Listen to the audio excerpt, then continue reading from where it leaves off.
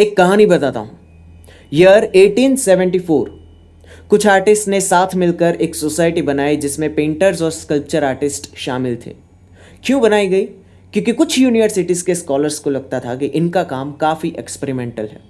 क्योंकि कुछ यूनिवर्सिटीज़ के स्कॉलर्स को लगता था कि इनका काम classic rule book of art को फॉलो नहीं कर रहा। इसीलिए इन सभी आर्टिस्ट ने अपना एक खुद का एग्जीबिशन रखा and that one exhibition has turn out to be one of the most important revolution in the history of art known as impressionism and then the soft revolt against it known as post impressionism। अगर आप canvas पे random strokes करके कह सकते हो this is my abstract art thanks to this guys. अगर आप free verse poetry लिखते हो डायरेक्ट टू से this is my poetry thanks to this guys.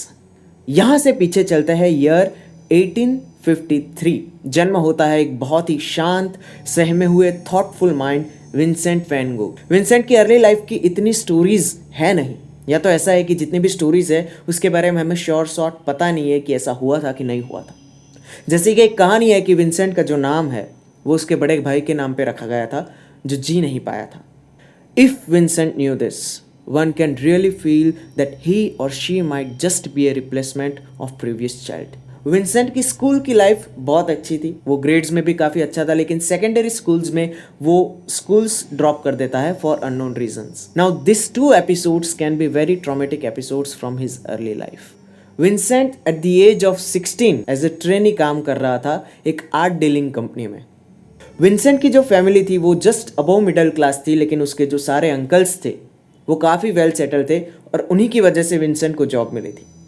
थोड़े टाइम बाद थियो को भी वही कंपनी में जॉब मिलता है और इसीलिए विंसेंट का ट्रांसफ़र हो जाता है। और यहाँ पे स्टार्ट होता है one of my favourite book letters of Vincent van Gogh. धीरे धीरे विंसेंट के इंटरेस्ट बदलते हैं, वो काफ़ी जॉब्स छोड़ता है, नई स्टार्ट करता है, उसे भी छोड़ता है। वो एज अ स्कूल मास्टर काम करता है, एज अ बुक सेलर काम करता है, एज अ ले प्रीचर काम करता है, जहाँ पे वो माइनिंग रीजन्स में जा जाके लोगों को बाइबल के टीचिंग्स पढ़ाता था। ये सब कुछ होता है 1873 टू 1881। 8 साल तक विंसेंट को पता ही नहीं था कि क्या करना है। विंसेंट जब माइनिंग रीजन्स में काम कर रहा होता है तो वो उसकी लाइफ का टर्निंग पॉइंट बनता है, क्योंकि वो जहाँ जहाँ भी जाता है वो थियो को लेटर्स लिखता था और उसी लेटर्स में वो अपने स्केचेस भेजता था, रफ स्केचेस। तो जो माइनिंग रीजन्स के स्केचेस होते हैं वो देख के थियो बोलता है कि भाई तू ये सब छोड़ और पेंटिंग कर। अल्दो तेरे पास काम नहीं है, पैसे नहीं है, पेरेंट्स का सपोर्ट नहीं है, क्योंकि उन्हें लगता था कि आर्टिस्ट मतलब सोशल फेलियर। तू पेंट कर, आई विल हेल्प यू। और ये वही टाइम है जब इम्प्रेशनिज्म स्टार्ट हुआ था। ऑलरेडी जो भी लोग आर्ट के साथ इन्वॉल्व थे वो काफ़ी रिबेलियस हो चुके थे अपने काम को लेकर। At the age of 27 Vincent starts painting. उसके बाद वो basics of water colours and oil painting सीखता है। इसी बीच उसको प्यार भी होता है एक प्रोस्टिट्यूट से जिसकी एक बेटी भी थी। थियो मना करता है, उसकी फैमिली भी मना करती है, लेकिन विंसेंट को एक ट्राई देना था, इसीलिए वो उसके गर्लफ्रेंड उसके बच्चे एक स्टूडियो में रह रहे थे। थोड़े दिन बाद विंसेंट को रियलाइज़ होता है कि ये नहीं चलने वाला, इसलिए विंसेंट खुद वॉकआउट कर जाता है। 1885 विंसेंट अपने फैमिली के साथ रह रहा होता है। उसके फादर की डेथ हो जाती है। उसके बाद वो घर छोड़ देता है, लेकिन उसी सिटी में रह रहा होता है। और ये वो टाइम था जब विंसेंट ने अपना खुद का पहला मास्टरपीस बनाया। अभी मास्टरपीस से मेरा ये मतलब नहीं है कि वो बहुत ही कॉस्टली है या तो वो बहुत ही आइकॉनिक पेंटिंग है, ऐसा कुछ नहीं है। पेंटिंग में मास्टरपीस का मतलब होता है कि उसमें जो भी चीज़ें यूज़ होंगी वो सारी वेल रिसर्च्ड होंगी। जैसे कि कलर्स क्या यूज़ करने हैं, उसका टोन्स ब्राइट रहेगा या डार्क रहेगा, उसकी कंपोजिशन क्या रहेगी, उसकी लाइट डिज़ाइन क्या रहेगी, उसका बैकग्राउंड क्या रहेगा। ये सारी चीज़ें रफ स्केचेस कर करके पूरा एक फ्रेम में डाल के उसके बाद ओरिजिनल पेंटिंग क्रिएट करते हैं। इसकी पहली मास्टरपीस पेंटिंग का नाम था potato eaters. This is one of my favourite paintings from Vincent, तो इसलिए इसकी थोड़ी डिटेल्स देखते हैं। इस पेंटिंग में बेसिकली आप मूवमेंट देख सकते हो, इसलिए आप कह सकते हो कि ये इम्प्रेशनिज्म से बेस्ड है, लेकिन नहीं भी है, क्योंकि उसमें जो कलर्स यूज़ होते हैं वो काफ़ी ब्राइट टोन्स होते हैं और इधर जो कलर है वो काफ़ी डार्क है। दूसरी, इसका जो कंपोजिशन है वो इतनी आसान नहीं है to justify even in films and plays. तो आप कह सकते हो कि विंसेंट के जो एफर्ट्स है अपने आप को सबसे अलग दिखाने का वो काफ़ी लाउड थे। इसके जो टोन्स है वो डार्क है। इसका रीज़न ये है कि माइनिंग रीजन्स में जो लोग काम करते थे उस वक्त, उनका काम जो है वो अर्ली मॉर्निंग से स्टार्ट होके लेट इवनिंग तक चलता था। इसीलिए ये मेरा और आपका कोई फैमिली डिनर नहीं है। ये जो डिनर है वो माइनिंग रीजन्स में काम करने वाले लोगों का डिनर है, जो अर्ली मॉर्निंग से लेकर लेट इवनिंग तक काम करते थे। ये लोग हार्डली अपने वर्किंग आवर्स में सनलाइट को देखते थे, और इसीलिए ये पेंटिंग ज़्यादा इम्पोर्टेंट है उस टाइम के कल्चर को रिप्रेजेंट करने के लिए। और बाकी सब जैसे इसका बैकग्राउंड डिज़ाइन, इसकी लाइट डिज़ाइन, उनके जो हाथ है वो ऐसे क्यों है, इन लोगों की जो एनाटॉमी है वो काफ़ी रियलिस्टिक नहीं है, और इस सब के बारे में आप और भी डिटेल्स में पढ़ सकते हो ऑनलाइन। फिर विंसेंट जाता है पेरिस। पेरिस एक ऐसा शहर था जिसमें आप कह सकते हो कि बोरिया भर भर के आर्टिस्ट वहाँ पे डाले जाते थे। विंसेंट जब पहुँचता है तब ऑलरेडी वहाँ काफ़ी सारे लोग अपनी स्किल्स को शेयर करने के लिए उतावले थे। इम्प्रेशनिज्म जो था अपनी पीक पे था, लेकिन विंसेंट का जो काम था यहाँ पे काफ़ी इन्फ्लुएंस होता है, एक तो ब्राइट कलर्स से, और दूसरा एक जापानीज आर्ट होता था जो वुड कट से बनाया जाता था, उस चीज़ से। इस शहर में विंसेंट को कुछ जमता नहीं, इसीलिए वो जाता है फ्रांस। फ्रांस में विंसेंट का एक बड़ा सपना था कि वो अपना एक ड्रीम प्रोजेक्ट स्टार्ट करे। उसका बेसिकली पॉइंट ये था कि बहुत सारे आर्टिस्ट उस स्टूडियो में आए और साथ में मिलके कोलैबोरेटिव आर्ट वर्क। पॉल गौगान करके एक आर्टिस्ट थे जो इस येलो हाउस के पहले और आखिरी विजिटर थे। विंसेंट और पॉल के कई सारे कोलैबोरेटिव आर्ट वर्क्स है और वो काफ़ी इंटरेस्टिंग आर्ट वर्क है। This is also one of my favourite art works from Vincent. इन दोनों की आइडियोलॉजीज़ में काफ़ी सिमिलरिटीज़ भी थी और डिफरेंसेस भी थे, और जितने भी डिफरेंसेस थे उसमें डिबेट करते करते उसके लेटर्स पढ़ने में ऐसा लगता है कि दोनों काफ़ी एग्रेसिव हो जाते थे। इसी से परेशान होकर पॉल ने एक बार विंसेंट को बोला था कि अभी ये मेरे को प्रोजेक्ट छोड़ देना है। इसी से डर के विंसेंट ने एक बार रेजर से पॉल को धमकाया भी था कि तू जा नहीं सकता। लेकिन उसी रात फिर पता नहीं क्या होता है, लेकिन विंसेंट अपना कान काट देता है और एक प्रोस्टिट्यूट को गिफ्ट कर देता है। अभी तक विंसेंट की लाइफ में जितने भी कॉन्फ्लिक्ट्स आए वो उसको इग्नोर करता गया, और यहाँ पहली बार विंसेंट को डर लगा, और यहाँ विंसेंट को रियलाइज़ होता है कि मुझे एंजाइटी अटैक्स आ रहे हैं, मेरी बॉडी में एक्सेसिव साइकोमोटर एक्टिविटीज़ देखने को मिल रही है। फिर उसकी मेंटल हेल्थ की कंडीशन जब ज़्यादा ख़राब होती है तो विंसेंट अपने आप से खुद एक हॉस्पिटल में एडमिट होता है, और यहाँ पे वो करीब 1 साल रहता है। और ये जो 1 साल होता है वो विंसेंट की लाइफ का सबसे ज़्यादा प्रोडक्टिव ईयर माना जाता है। आपने अगर विंसेंट की जितनी भी पेंटिंग्स देखी होगी, हो सकता है आपने सनफ्लावर्स देखा होगा, हो सकता है आपने स्टारी नाइट देखा होगा जो बहुत ही ज़्यादा फेमस है, वो सारी यहीं पे बनाई गई थी। 1 साल के बाद जब कंडीशन थोड़ी अच्छी होती है तो विंसेंट वो जगह छोड़ के पास के गाँव में जाता है। ये गाँव में बहुत सारी वीट फील्ड्स थे, और यहाँ पे भी विंसेंट ने काफ़ी अच्छे पेंटिंग्स बनाए वीट फील्ड्स पे। 2 हफ्ते इस गांव में रहने के बाद विंसेंट एक दिन वीट फील्ड्स पे वॉक लेता है और एक गन शॉट की आवाज़ आती है। विंसेंट ने अपने आप को चेस्ट में शूट किया होता है। उसके बाद वो चलते चलते अपने रूम में आता है, वहाँ पे थियो भी आता है, और ऑन 27 जुलाई 1890 में विंसेंट की डेथ हो जाती है एट द एज ऑफ 37। ये लास्ट में जितने भी इंसिडेंट्स हुए, क्या उसका रीज़न पैसा था? हाँ, विंसेंट के पास कोई जॉब्स नहीं थी, उसके पास पैसे का कोई सोर्स नहीं था थियो के अलावा। और थियो का ये कहना कि अभी मैं जॉब छोड़ के बिजनेस में जाना चाहता हूँ, उससे विंसेंट को डर लगता है, क्योंकि उस टाइम पे उसकी मेंटल कंडीशन ठीक नहीं थी। विंसेंट अगर कुछ साल जिंदा रहता, वो अपने आप को एक बहुत बड़े पेंटर्स की तरह देख सकता था, क्योंकि उस टाइम पे इम्प्रेशनिज्म, पोस्ट इम्प्रेशनिज्म, ये सब कुछ हो रहा था। और जब भी आर्ट मूवमेंट्स रिबेलियस होती है, बिजनेस ऊपर जाता है, ये आर्ट डीलर्स को काफ़ी अच्छी तरह पता था, और विंसेंट का recognition as a painter start हो गया। लेकिन मुझे ऐसा लगता है ये सब पैसों के लिए नहीं भी था।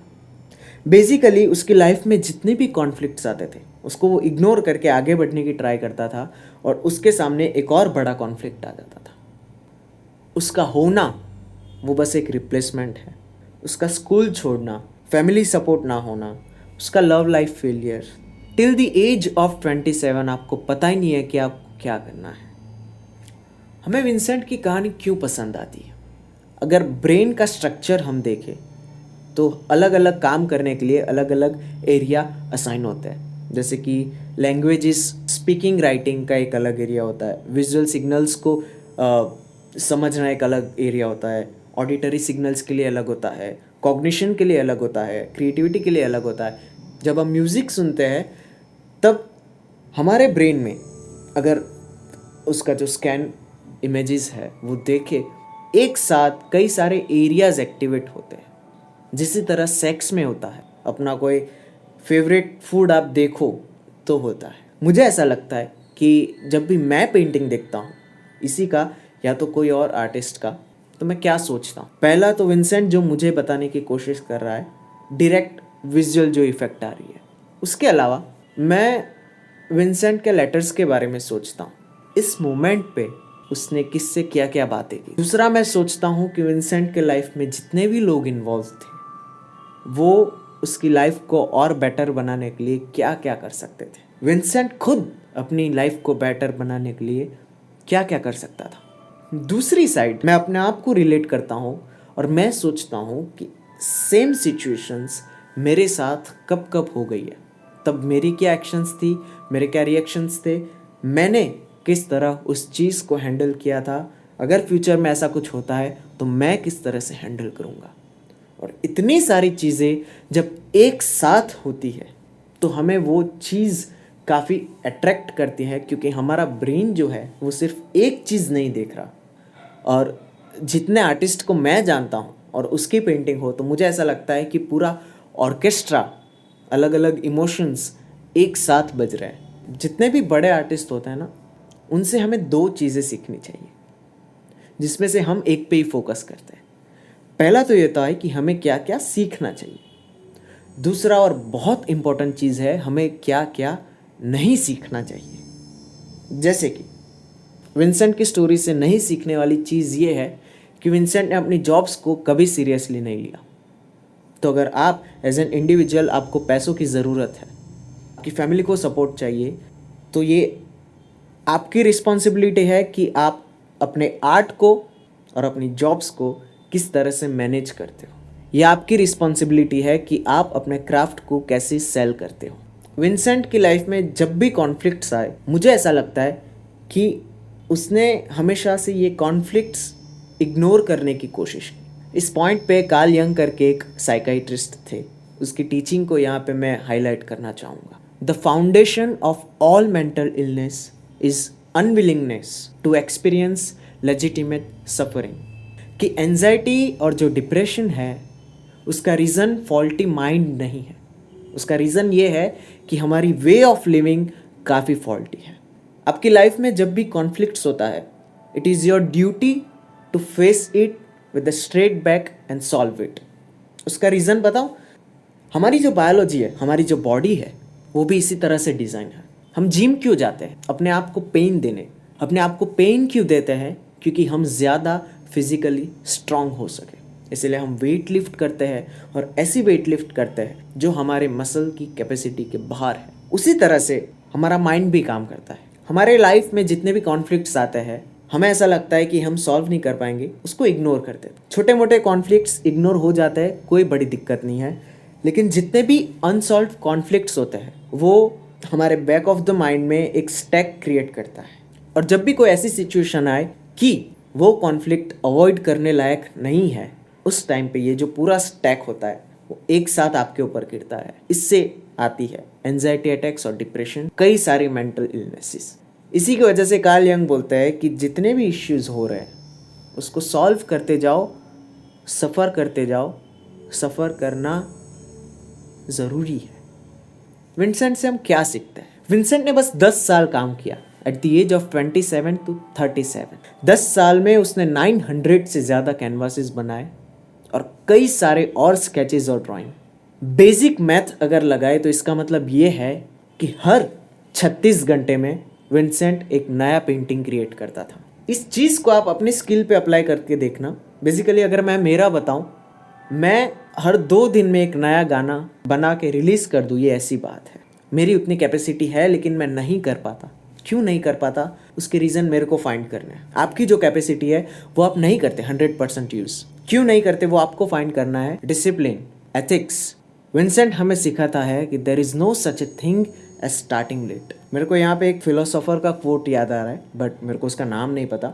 उसकी जो फिलोसॉफी थी लाइफ को लेकर, वो कुछ इस तरह थी कि इफ़ एक आदमी अपने कंपेनियंस को मैच नहीं कर पा रहा, उसका बहुत सिंपल मीनिंग ये है कि वो कोई और ड्रमर को सुन रहा है। विंसेंट की दो बहुत ही मेरी फेवरेट लाइंस है जो उसने थियो को लिखी है, और मुझे ऐसा लगता है ये बस लाइन ना हो के वो उसकी जो फिलॉसफी है वो बहुत ही एक्सप्लेन करती है लाइफ को लेके, उसके काम को लेके। तो I would like to end this with he saying, and I quote, if anything good happens in my work to consider half of it as your own creation.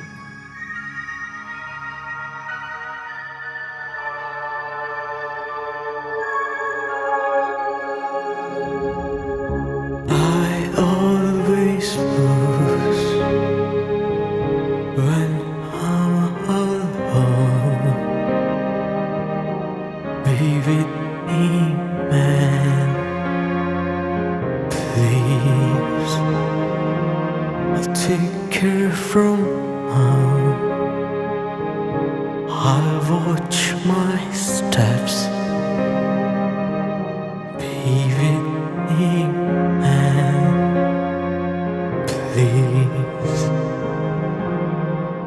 I hate colors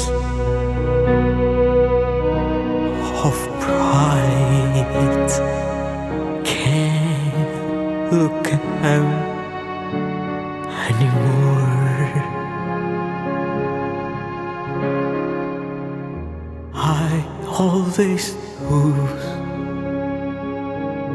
when I'm alone. Be with me, man. I do not ask anymore.